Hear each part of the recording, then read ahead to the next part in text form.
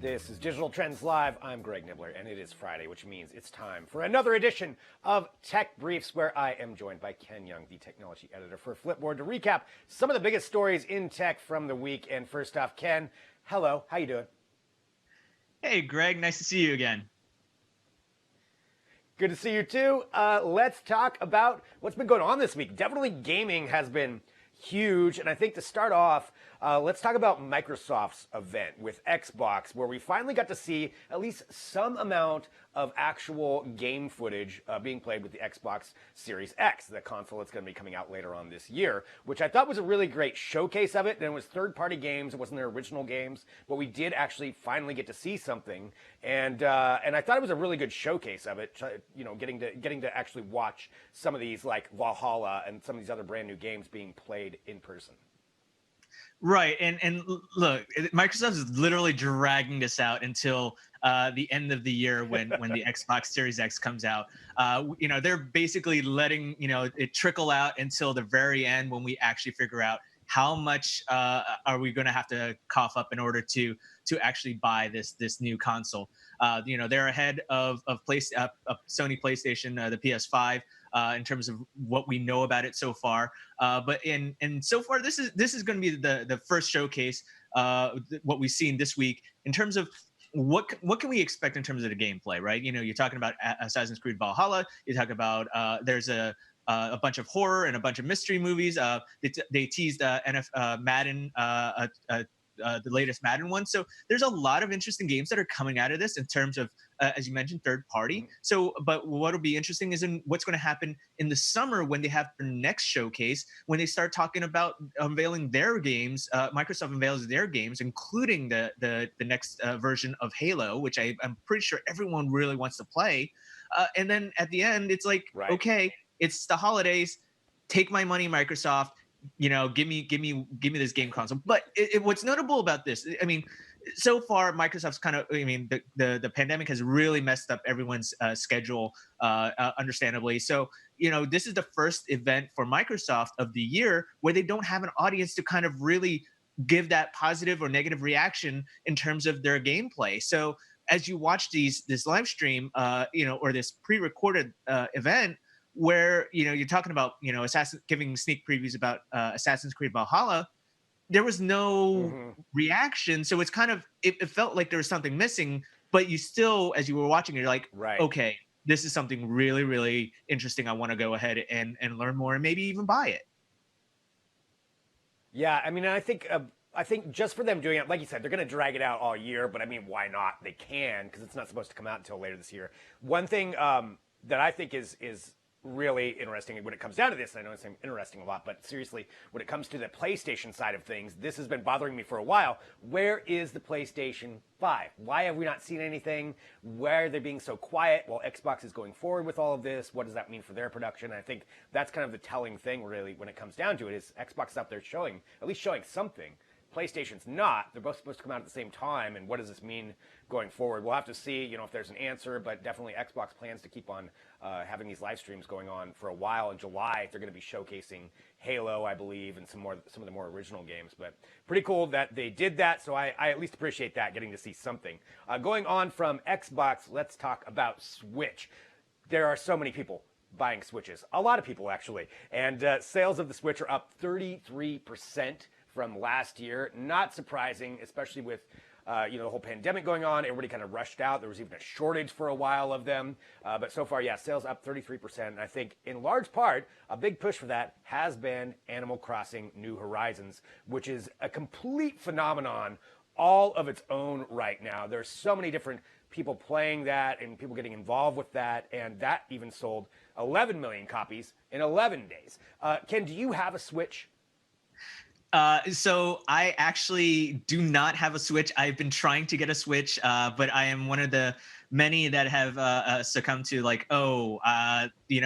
they're all out of stock. And as soon as they do come out on stock, then you have all the bots that are saying they're swiping them all, snagging them all up right now. So I'm out of luck. Yes, I could get the Switch Lite, but I think having the Nintendo Switch, with that portability and playing it on a bigger screen, especially when you're sheltering in place, it has an added benefit to it. And so, instead I went and bought a PS4. So I am not doing the Animal Crossing part of that group. I know many people that are, and so as you look on Twitter, you look on Facebook, you look on Instagram, many people are talking about Animal Crossing, and how they are handling, how they're managing or manipulating the stock market, the stock as in the vegetable, not necessarily Right. the actual financial exchange. So there's a lot of it's understandable how Animal Crossing has become such a hit, especially in times of this pandemic. And as you say, interesting a lot. I'm saying pandemic a lot. So, but in terms of the gameplay for Animal Crossing, I mean, it fits in light of everyone when everyone's at home, right? You have that camaraderie. You can play with people, you can play by yourself, but you still have that social aspect. Unlike necessarily playing some other game where whether it's GTA or Call of Duty Right. or anything like that, where it's more action and violence, where you just want to be able to kind of have a little bit of, I don't know, normalcy in a weird way, right? And what's notable about Animal Crossing, as you mentioned, is 11 million copies have been sold in 11 days. Think about it from what Nintendo has with Pokemon Switch, with the Pokemon games. 17 million copies sold in in months, right? So Animal Crossing selling 11 million Yeah. in 11 days is like fantastic, and they're one of their biggest games that they have right now. And if you're lucky to have a Switch, Yeah. whether it's Switch Lite or a regular Switch, go at it. And everyone's been saying that, or a lot of people have been saying that Animal Crossing has been a blessing in this time of us kind of really not knowing what's going on. Yeah. Yeah, there's so many people playing it. We've actually got some articles at Digital Trends about it, just not only about the actual game and how it's helping out a lot of people, but also about some of the dark side too. There's even like a whole black market that's like sprung up within it. But it's fascinating just how huge it's become. Definitely a huge trend with Animal Crossing and success for Nintendo Switch. Going from that, you mentioned the social aspect of people just getting involved with that, and that is something that Fortnite has been doing quite well. I mean, number one, Fortnite announcing they have 350 million users. That's crazy in its own. But also, they've been launching these concert series, which they've done these before, but right now they've got more and more of them that seem to be really going well and bringing in a lot of people. There's even one, depending on when you're listening to this, at May 8th today, there's another one with like Steve Aoki and Deadmau5 that's going to be going on today. But they seem to be continuing these things, and it's becoming really, really popular. Right. We are in a Fortnite world right now, and we're just playing in it.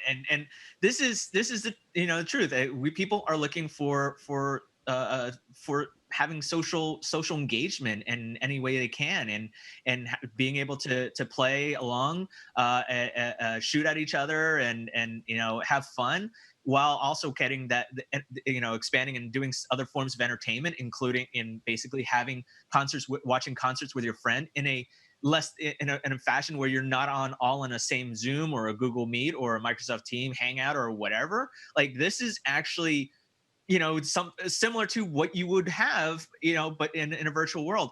And you're right, looks like it's like a Second Life, a modernized version of Second Life, even though Second Life is still around. It also reminds me of what potentially Facebook Horizons would be. If you recall what Facebook announced, Horizons, they're kind of almost like a second iteration of the actual social network, which is in beta right now. But Yeah. that it's so we don't know what's happening with that. But I mean, Fortnite's really gone gangbusters, and if you look at what their stats are, you mentioned like 350 million users, gamers, and how many actually, if you look at how many hours are actually played in April alone, it would be mind blowing. I mean, it's 35 billion hours played Yeah. in April. I mean, that's like, if that's Yeah. not telling you something, I don't know what is.